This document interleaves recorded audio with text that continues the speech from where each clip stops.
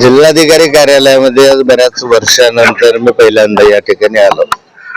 काही महत्वाचे विषय जिल्हाधिकाऱ्यांची चर्चा करायची होती आणि त्या विषयांमध्ये साधारण मुक्ताईनगर विधानसभा क्षेत्राचे विषय होते. त्यामध्ये प्रामुख्याने पुनर्वसनचा विषय होता की मुक्ताईनगर शहराचं पुनर्वसन चौथ्या टप्प्याचं करण्याच्या संदर्भामधला एक विषय होता.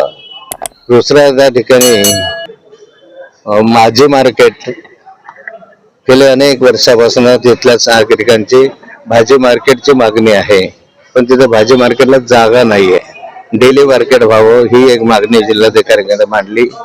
त्या बरोबरीला मुरुम आणि वाळू याची फार मोठ्या प्रमाणावर वाहतूक त्या ठिकाणी होते आणि याच्या तक्रारी मी अनेक तक्रारी जिल्हाधिकाऱ्यांकडे केल्या, परंतु त्या ठिकाणी फारसं यश काही आलं नाही. वाळू बंद झाली, परंतु मोठ्या प्रमाणावर मुरुमची चोरी चालू आहे, ती काही बंद होऊ शकली नाही.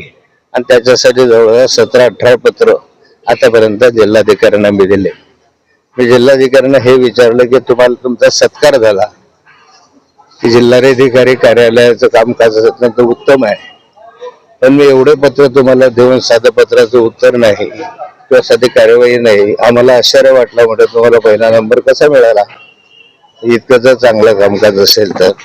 आणि अशा अनेक विषयाच्या संदर्भात चर्चा झाली. अंमळनेर तालुक्यातलं सात्री गाव आहे, त्या पुनर्वसनाच्या संदर्भात चर्चा आहे. बाकी ज्या लोकल चर्चा होत्या.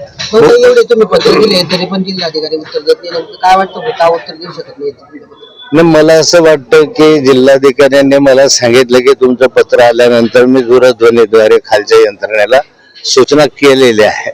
म्हणलं तुम्ही सूचना जरूर केल्या असतील, पण खाली कारवाई होत नाही. कारवाई झाली तर आनंद वाटेल.